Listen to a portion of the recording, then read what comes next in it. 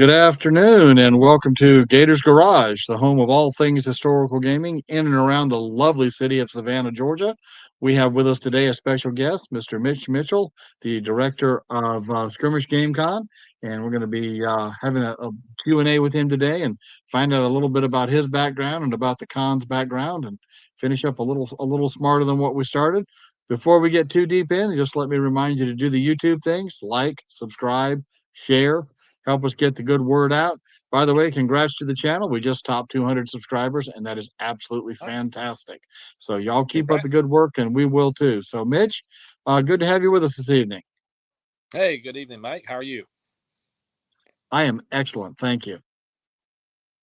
Great, So great, I great. guess Be first, here. Having me I, on. so the first question I always like to ask, especially when I get a gamer on, is what was your first game and when did you start gaming? Ooh, that goes way back. I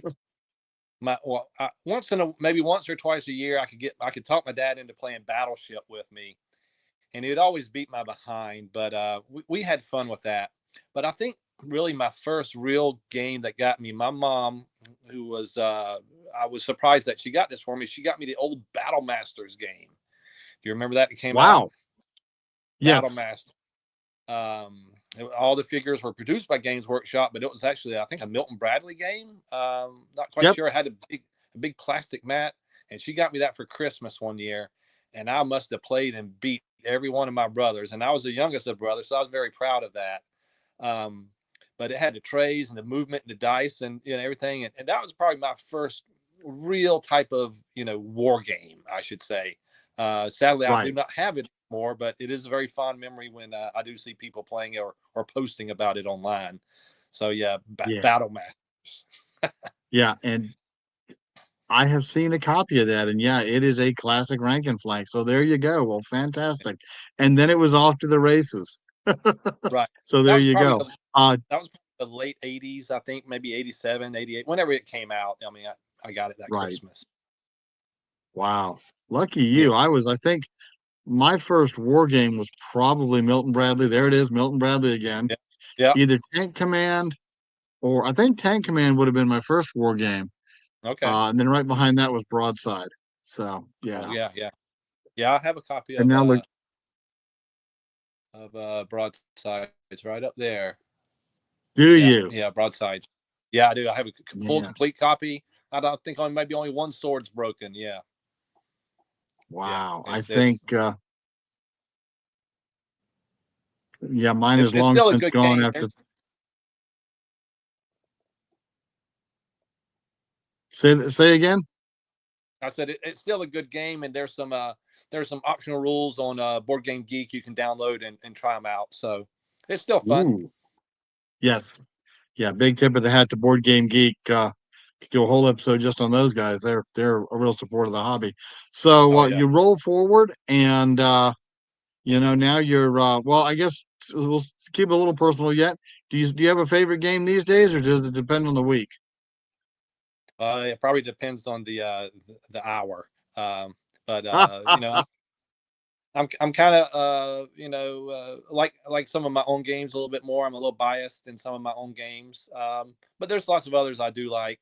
Um, there's just so many. It's a ridiculous amount of games that are out now that are produced and made every year and new and old.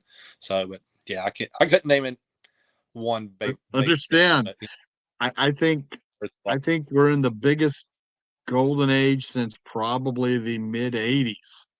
I Oh remember the yeah, Hex Encounter games actually got into the department stores in the '80s, and then the yeah, microcomputer came along, and everything kind of shifted on us. yeah, yeah. But Yeah, I yeah, still play. I'm out in my workshop now, and I got a whole slew of games out here. I can anything you can imagine. I probably got it. So I believe it. I'm right there with you. I think we've been playing about the same amount of time. So, how did you yeah. get involved with organized gaming and conventioneering and Jacksonville Garrison? How did you get involved with those guys? Well, we go way back to the early-ish '90s. There were some conventions here in Jacksonville called JacksCon, and Okay. they were they were very much a different animal than they are today. Mostly role playing, probably 90% role playing, and maybe, the other 5% split between very little board gaming and very little miniature gaming. But I Interesting. started going to those. Yeah, I started going to those in the early 90s. And there were some others around Florida. We'd go to war zones, and I would volunteer at Dragon Con in Atlanta when I was in college. That was my college years. So I'd volunteer to help at Dragon Con in Atlanta. That was real fun up there. Got to meet a lot of guests and play a lot of games, and it was great. But then once I moved to Jacksonville, they had a local store here called Sanctuary Games and Books, and they kind of started their own little convention called Grail Quest. And I helped out with that for quite a few years. And then eventually I had built a Omaha Beach set, which you have seen, Yes. and brought my rules, and I took it to Grail Quest, I think one of the last years, and the Garrison guys were there, and they come up to me, they're like, "Hey, what's that? Are you want to hang out with us?" And after, that was Chip Coffee, and after that, I started going over there and playing these types of games and bringing the stuff to them, and they started their own little convention, Rapier, and I did that for 15, 16 years, and that eventually just turned into Skirmish, which is what we have now. I'm the Excellent. convention director, and have a wonderful team that help out. It is not a one-man show. It's absolutely no way. It takes a full team of hardworking, Yeah. dedicated people to pull this show off, and we have that, and it's wonderful. And that's where we're at. In 2 weeks, on February 7th, 8th, and 9th, we're going to have our latest convention. Yeah, absolutely. I gotta say, yeah. So my first exposure to Jacksonville Garrison and what was then Rapier, I guess would have been in '04. No, when did I move to Okay. Savannah? 24, 14, I guess 2010, give or take. So anyway, I heard about you guys, went and checked you out, and I gotta say, always been a well-run convention, always been well organized. You can definitely tell. You can tell it's a team effort. You can tell it from the Yeah, people looking out for one another, and you can tell it from the results. For those right. of you who've not been to Skirmish Game Con, um, one of the things I like about y'all is you really are multi-genre. You manage to pull off board games, RPGs, and miniature gaming all at the same con. And I don't think any genre feels slighted. And that is a hard thing to pull off. But you guys do it. Right. It's pretty cool. Well, yeah. Um, Well, I Go enjoy ahead. all those types of games, and I want to see all those games there. So I definitely try to, Nice. make sure that they're all represented. Right. Yeah, I tell pretty much any gamer I know, and I'll be doing this again in Savannah, that you want to go to SkirmishCon because it's, where you've got like Siege of Augusta, which really is a heavily war game, miniature game con. Although Mark Bakke has really modified that with his board game corner. Oh yeah, the At board game. Rapier, yeah, not Rapier, at SkirmishCon, you've got a full board game room to go play. You got a library, you've got competitions. It's just there's a lot going on there. And then Yeah, I've we have. got to be honest. Go ahead. I said, yeah, our library is mostly play to win library. So if you come and you show up and you play a game, there's a good chance you're going to take it home. That is fantastic. I know me and my family have come home with several games from from you guys. That's fantastic. Right. Um, Tell me a bit about your role playing track, because that is something I don't know much about, and I don't know how much extra coverage it sometimes gets. Obviously I grab the miniature side and I push it out because that's kind of right in my wheelhouse. But what kind of role playing games can we expect to see there? There's quite a few, and they're mostly all indie games, which I'm very happy about. I like supporting, I wouldn't say the little guy, but the guy that has less traction. You know what I'm saying?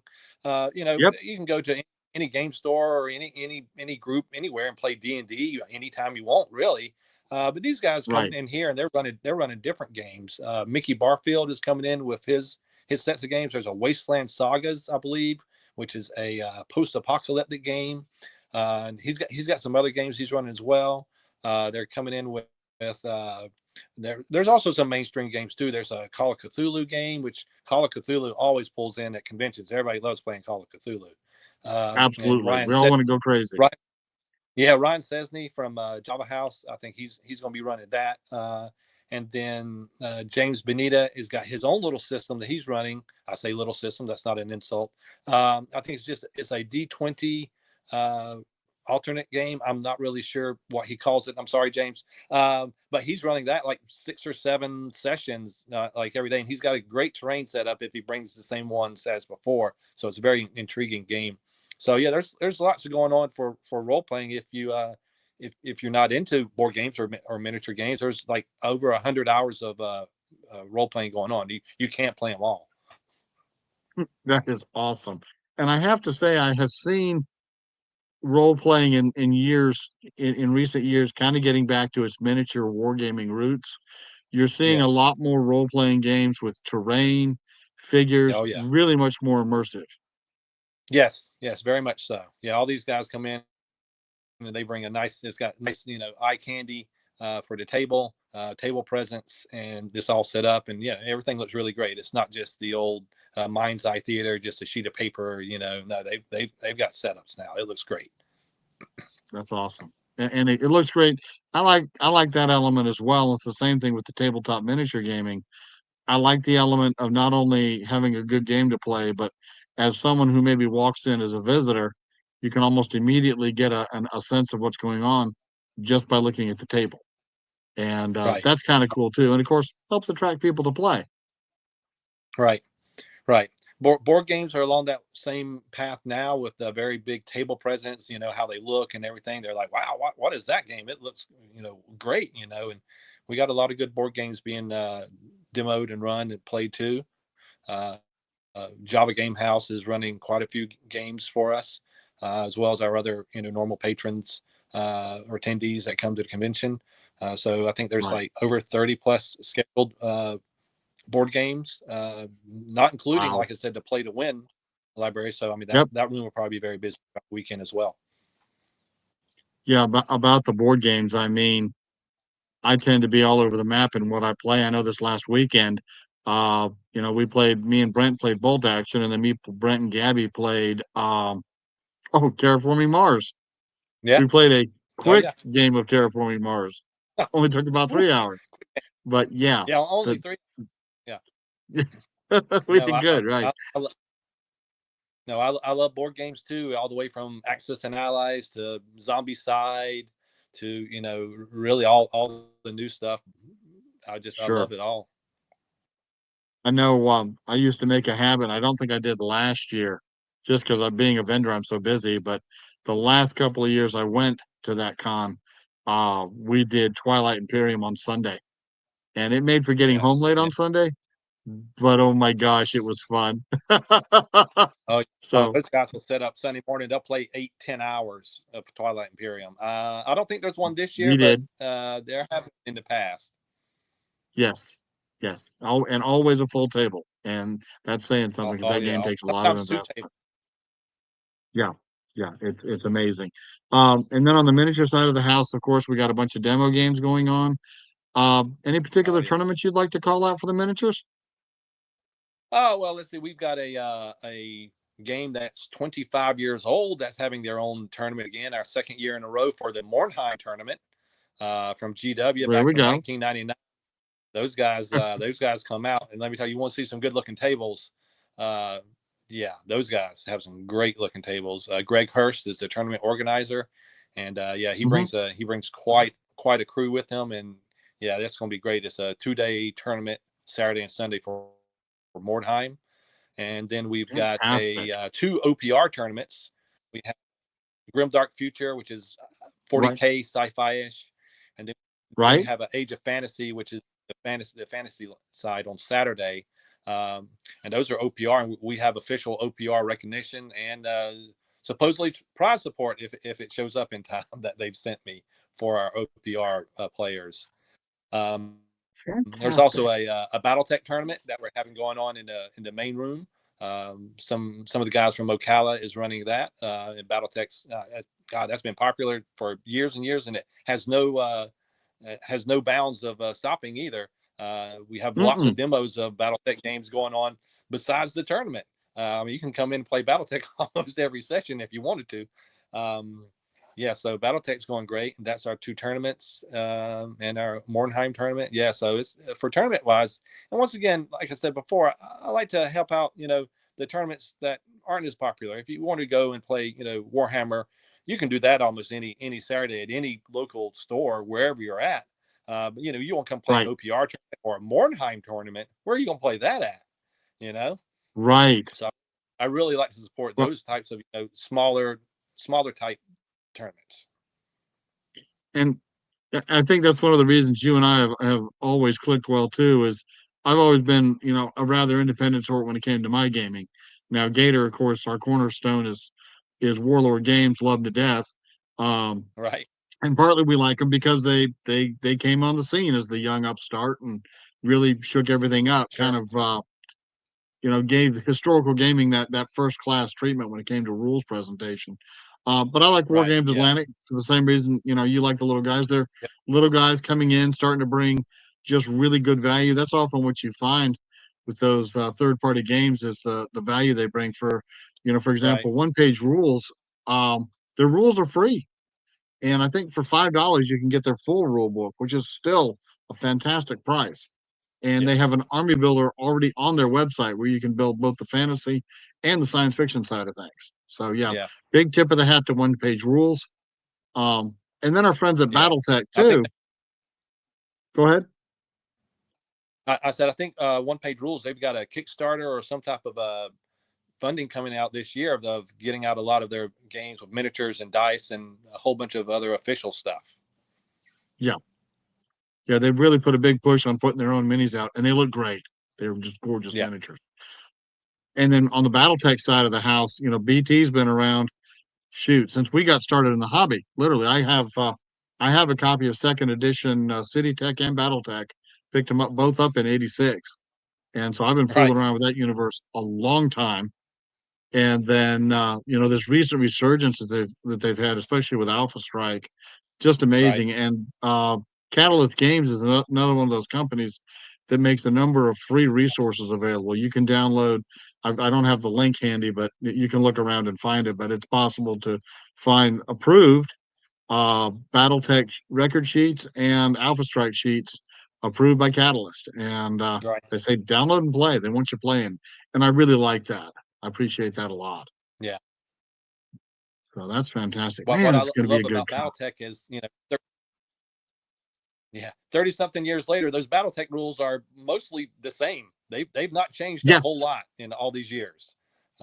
right. And that if you remember from the old days, from I haven't played it in 10 years, it's about the same. And we're going Yep, to have Doug Riley, who is a local Catalyst demo rep. He'll be there running some demo games. Um, excellent. so yeah, it's going to be BattleTech's going to have a big presence at the convention. So that's great. Yeah, that is absolutely exciting.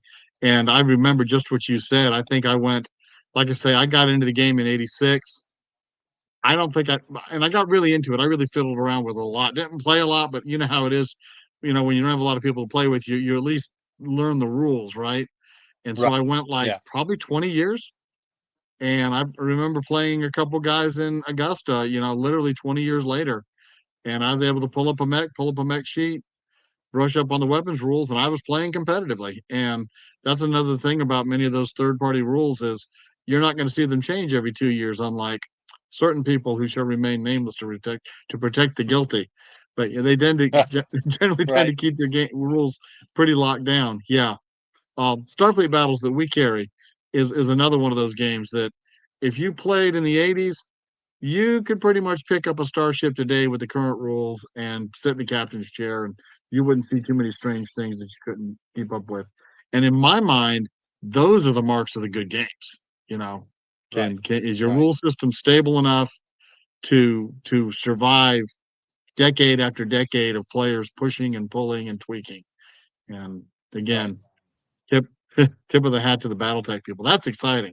Well, of Yes. course, Yes. Gator Games will be running This War's War and Bolt Action and Oh yeah, Blood and Crowns. Blood I'm crowns. Yep. working feverishly to get my Blood and Crowns figures ready.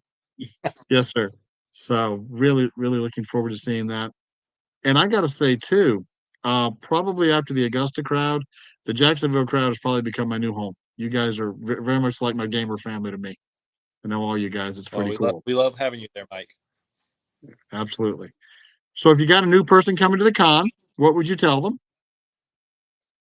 Ooh, a brand new person walking in, which we do have. We have. I see it in the message boards. People message me and stuff like that. Never been to a convention before. You know what kind of expect. Yeah. First of all, don't get overwhelmed. You know, pick a game, pick a couple games, and go sit down. You know, I wrote an article for a little magazine a couple years ago, and I won't read it out verbatim, but I'll basically give you the brass tacks of it. And that was that when you sit down at a table, a lot of people don't want to play a game for the reason they say, well, I don't know the rules. And Right. I had written that, well, I can almost guarantee you not everyone at that table, including the game master, knows all the rules. So that's not really a very valid point you can bring up, that I don't know the rules, because Right. everybody at that table, and I mean everybody at that table, wants you to sit down and play with them, because that's going to expand their player base into a new person playing a new game. And they're like, oh, wow, this is somebody else. And, you know, so everybody wants Yep. you at that table. There's no animosity, no like, oh, who's wants, no, everybody wants you to sit out. Everybody wants a new player. And you know, like I said, the rules, you know, that's not very valid saying that I don't know the rules. They're going to teach you the rules. And all the games that we have here are mostly for, you know, inexperienced players who can just sit down and play a game and take command of, you know, a squad. Or, you know, it doesn't even have to be, you know, a miniature game. It could be a role-playing game, a board game. They're going to teach you the rules, and you're going to have a That's great right. time. You know, just pick Yeah. one game at a time, something that sounds interesting, and sit down and play it. You know, Yeah. new people, I'm excited when new people show up, so they can experience that for the first time. You know. Excellent. Yes, sir. I know what I like to tell experienced gamers is take advantage of the convention to try something new, something you don't Exactly. play every day. And Exactly. Yeah. yeah, um, I've even gotten to where there are certain games that I look to play each year at a con because that's the only time I'm going to get to play it, and that's okay. Right. It makes it special. Right. So that's Convention is really great, cool. seeing old friends and playing new games. Yes, yes, yes, yes, and yes. I know I was at Siege last year, and I had my old Barnwell and Augusta buddies. I had my Savannah buddies, and I had my Jacksonville buddies, and all together. It's just, you know, you just walk in and see so many folks. And I know if folks have followed our channel, one of our big focus is on the community, and encouraging people Right. that, man, the gaming community is just amazing. It really is. Right. So Right. that's really Very, cool. of all the little groups that I know, gamers, I feel, are always the most welcomingest. You know, they'll always gladly welcome you into, you know, their game, their house, you know, wherever. Yep, yep. Yeah, I can tell you some awesome stories in that regard. But yes, you're absolutely right. So as we get ready to wrap up, just recap. What and when is Savannah Garrison and where is it located again? I'm Jacksonville not in Garrison Savannah is Garrison. It's Jacksonville Skirmish is Game right here. Con. My bad. Skirmish Game Con is in Jacksonville, Florida. It's going to be on February Yeah. 7th, 8th, and 9th. It is at Ramada Inn, 295 in San Jose. You can go to our website and get a location tracker for there. Um, it's $45 for the weekend. Once you get in, there's no additional fee to play any type of tournament or any type of game. Everything is free. Um, it's going to be a full weekend starting at 9 a.m. on Friday morning, going to about 5 p.m. on Sunday. Lots of vendors and everything, any type of scale you want, from 2 millimeter all the way up to 54 millimeter. Anything from sci-fi to fantasy to any type of genre of game you can imagine, it's probably going to be represented there. 90, 95, 96 scheduled miniature games. It's going to be a Wow. lot. It's going to be a great time. And that doesn't even count, you know, those of us that'll be running different demos as well. Some of the vendors will have demos at their booth, So Yeah. that's worth looking at. And now you have open play as well, yes? Oh yeah. Oh, there's plenty of rooms in our this is a new venue for us this year. And yes, Okay. there's many open tables for playing for all the games, board games, role playing, and miniature games. So if you have something you want to bring with you and set up and play, we'll have room for you. That is fantastic. I've done that before at this con, and that's a lot of fun. There just wasn't anything on the schedule I necessarily wanted to play, or I knew I wanted to show my game, and I was late getting on the schedule, so I just showed it to see who would play. And you just about always can find a partner. Oh, the other thing is flea market. Tell me a little bit about that. Oh, so the flea market is going to be Sunday, running both sessions, which is going to be 9 to 1 and I'm sorry, 9 to 12 and from 1 to 4. And it's $20. I believe it's 20.